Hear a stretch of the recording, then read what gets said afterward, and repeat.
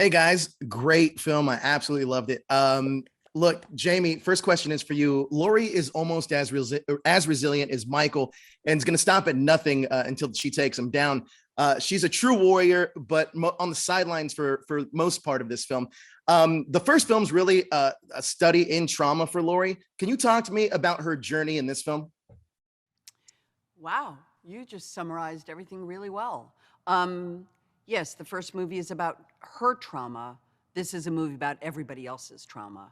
This is a movie about the collateral damage, the concentric circles of trauma and grief and rage and violence that have been perpetrated on by Michael to this entire town. And it feels like a sort of next level chapter 2. Everything is amplified. It feels like he escaped that fire. It feels like he has transcended.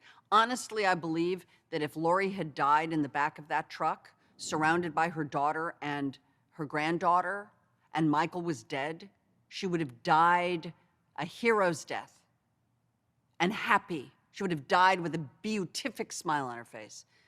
But we pick up the movie and the fire engines start. And you start to get the sense of, wait, what? So he has now risen. He has risen. He has transcended this. And he is next level angry and violent. So it's a movie about all these other people and the rage and what happens when a mob gets a scent of their attack, and it's terrifying. Hi, I'm Karen from Shaki, and I wanted to ask a little bit more for you both about really continuing to build the relationship between your characters and that grandmother-granddaughter relationship and bond, and what that experience was like at continuing that throughout this film as well.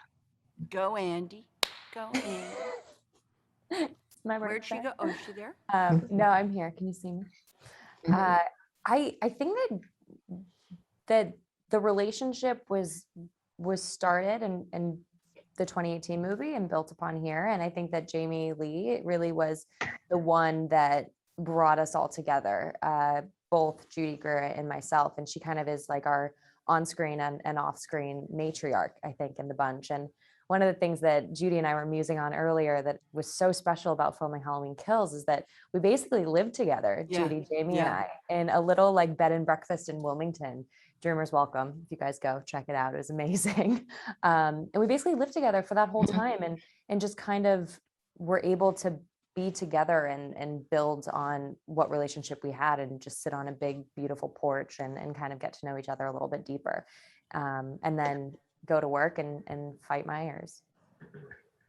I think it's generation skipping. I think that Allison is really Lori. There's that wonderful picture, Andy, that a fan put together of Lori in the classroom in 1978, and then you in the classroom in 2018, side by side. And I mean, it's crazy. It's uncanny. And I just think that there's something wonderful about the generation skipping, because Karen isn't a warrior. She's an unexpected warrior, but her nature is not a warrior. It's a worrier. You know what I mean? Like she was the worrier mom, but Allison's character is much more aligned with Laurie Strode. And it's just a wonderful thing to see in the movie. Beautifully done by David and company. Emmanuel Gomez with LRM. It's a privilege to talk to you both. We know that Laurie is such an iconic character, and I want to ask you, Andy, how does it feel for you kind of having to take on that mantle now, especially after the events of this film? You know, I think that one, being involved in this franchise is such a pleasure and such an honor. And not only that, but being involved in a chapter of it that includes Jamie Lee Curtis and John Carpenter and company is a whole other thing. And it's pretty unique and special to have this kind of bestowed upon me, just on a personal level.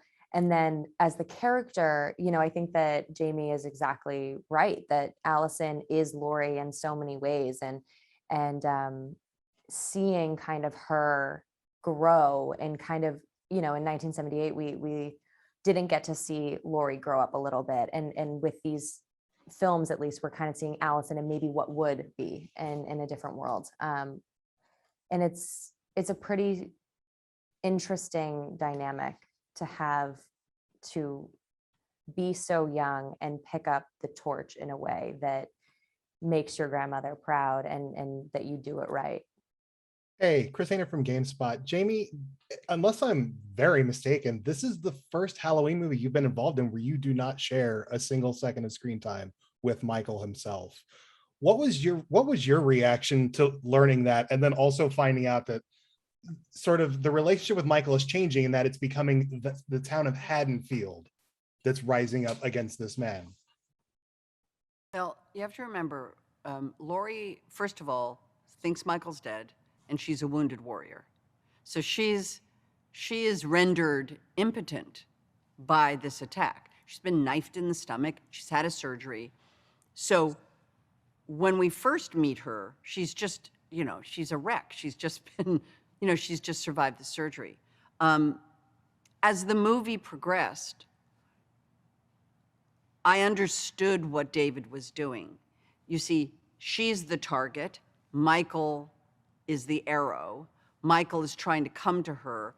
Now you know that Michael is coming for her, which is why the crowd shows up at the hospital, which is why then when Tivoli shows up at the hospital, they misunderstand who it is. I just gave away a spoiler. Please don't tell people. Yeah. Please don't tell people that happens. But I think what I knew was happening then, because there's a moment where even Laurie says Michael when she's in the crowd. She thinks Michael has come for her. Again, she's ready.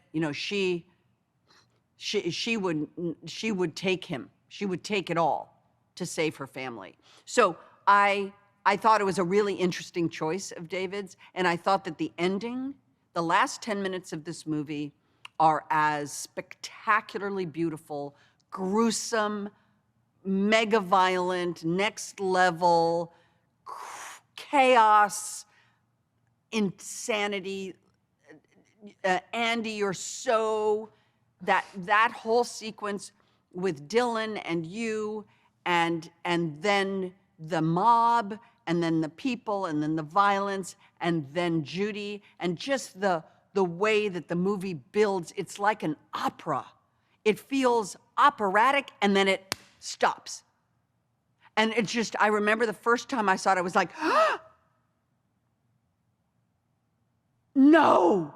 It evokes this moment of like, no, what? And that to me is brave filmmaking, to end a movie like that, because there was an alt ending that was very much more traditional. And it's not in the movie. It'll be in the DVD extras. But I love, when David told me he was cutting that and that they were just gonna cut on that, two faces, boom, out. I was like, oh, because that's what you said. They haven't been in the movie together, but there they are in the movie together. And what is it gonna tell you it's gonna happen in the next one? You know what I mean? It's great. Don Kay, Den of Geek. Jamie, how, sort of building off that, when it became clear that this would be a trilogy of films, how important was it for you to know what Laurie's arc would be over the course of the 3 films, and building off this one, and even where it will end up in the third one? How was it? Did you have to have kind of all that laid out for you as you went along? So the first thing you have to know, and I know people are sort of surprised, I had no idea we were making a second movie. We hadn't released the first movie. We were doing ADR on the Sony lot. I came in to do some ADR work, and then David and I went outside for a break, and we were sitting on the wall. He said, so we're gonna do another movie, and here's what I'm thinking. It's a trilogy, and here's what the second one's gonna be, and he told me the story. And then he sort of alluded to the third one, which is going to shock people. It's going to make people very angry. It's going to stimulate people. People are going to be agitated by it. And it is a beautiful way to end this trilogy. Now, that's all I kind of knew from David. Only recently have he and I started to talk a little bit post-Venice Film Festival, a little bit about the movie, a couple little tweaks that I've offered, but very little. This man makes great movies. I just have to stay out of the way. This is Shannon from Nightmarish Conjurings. Thank you both so much for speaking with us today.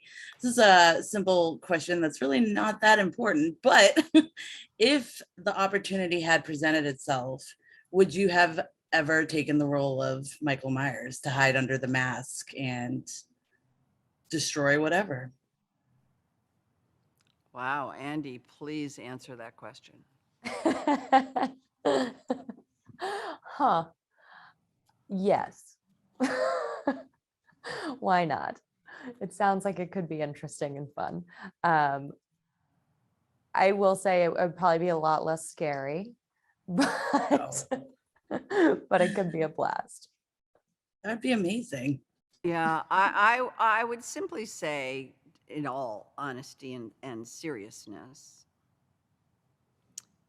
that I think we're all a little bit of Michael. And I think that ultimately at the end of these 3 movies is going to be what we're looking at. There's a phrase in recovery where when you're looking in the mirror, you're looking at the problem. And I think we're going to be looking in the mirror a lot in the next movie. Thank you. As a 10-year sober from alcohol, you're a huge influence. I just wanted to say that. Thank you. Out. Make sure that somebody within our universe connects our dot, and we'll stay connected in that way. But You got it. Well done. You too. Thanks. Hi, this is Terry from Gaily Dreadful, and thank you both for being here. I'm curious, Jamie, because Halloween Kills brings back some of the cast from the original '78 film, and I was wondering what it was like to be reunited with them for this picture. Well, there were tears. I mean, every single time.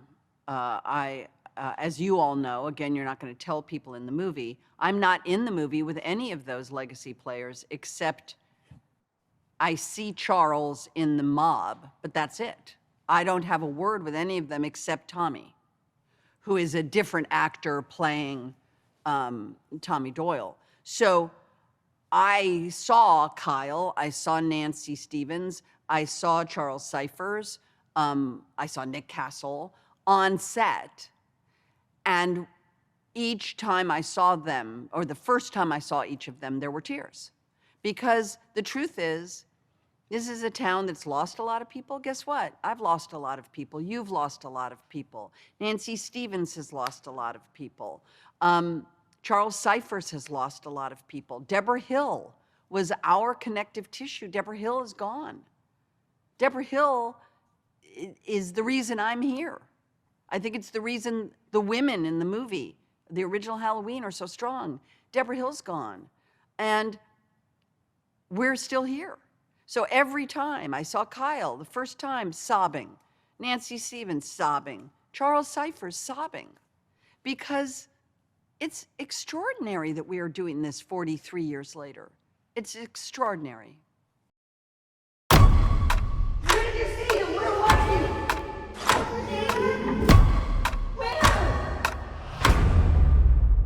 Action. Okay.